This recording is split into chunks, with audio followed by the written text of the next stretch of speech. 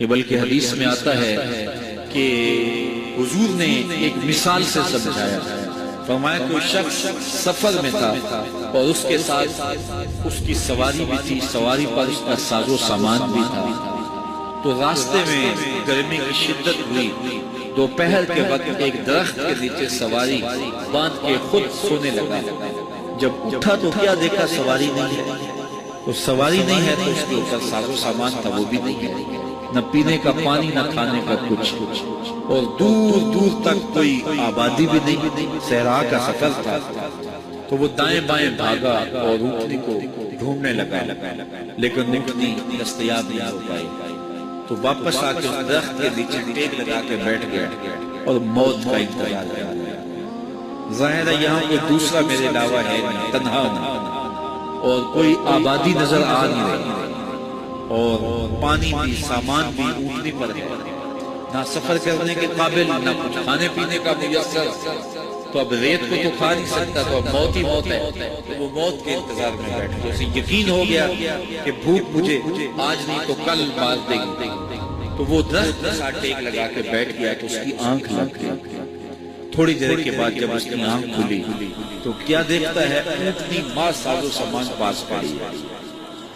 وہ اونٹنی جو اس کی زندگی کی دلیل تھی، جس پر اس کا سامان تھا، پانی تھا، ضروریات تھی، وہ اس کے پاس آ کے کھڑی ہے۔ تو پھر اس کی کیفیت ہوئی، اونٹنی کیا ملی، زندگی ملی۔ تو اس نے کہا اللہم انت عبدی وانا ربک، اے اللہ تو میرا بندہ ہے اور میں تیرا رب۔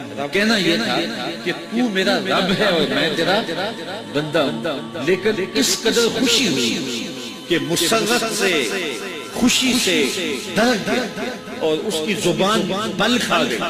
کہنا یہ تھا تو میرا رب اور میں تیرا بندہ، لیکن زبان اس قدر بل کھا گئی، مسرتوں کا ہجوم اتنا تھا۔ وہ کیا کسی نے کہا نا، کسی کے آنے سے ایسے ہوش اڑے ساقی کے، شراب سیخ میں ڈالی اور بوتل میں کباب۔ تو اس نے کہا اللہم انت ربی وانا عبدک، کا یہ کہنا تھا، اس نے کہا انت عبدی وانا ربک، تو میرا بندہ اور میں تیرا رب۔ حضور نے اس مثال کو بیان کرنے کے بعد فرمایا صحابہ بتاؤ اس بندے کو کتنی خوشی ہوئی کہ وہ خوشیوں سے دھڑک گیا۔ جب بھی تیری قربت کے امکان نظر آئے ہم اتنے خوش ہوئے کہ پریشان ہوئے۔ تو خوشی سے اس نے کہنا اور تھا اور کہہ اور دیا۔ تو فرمایا کہ اس کو کتنی خوشی ہوئی، صحابہ نے عرض کی حضور بہت زیادہ خوشی ہوئی۔ فرمایا جب بندہ توبہ کرتا ہے اور اللہ کی دہلیز پہ واپس آتا ہے اللہ اس سے بھی زیادہ خوش ہوتا ہے۔ کوئی آئے تو صحیح اس کی چوکھٹ، ہم تو مائل بکرم ہیں کوئی سائل نہیں۔ تو آئیے اپنے من کے اندھیرے دور کریں اور سچی توبہ کریں۔ صاحبو یہ زندگی کسی کے ساتھ وفا نہیں کرتی۔ آپ کو اور مجھے یقیناً ہم میں سے کسی کو نہیں پتا کہ ہم کتنی سانسیں باقی زندہ رہنے والے ہیں۔ ماہ و سال کی گنتی ہمارے علم میں نہیں۔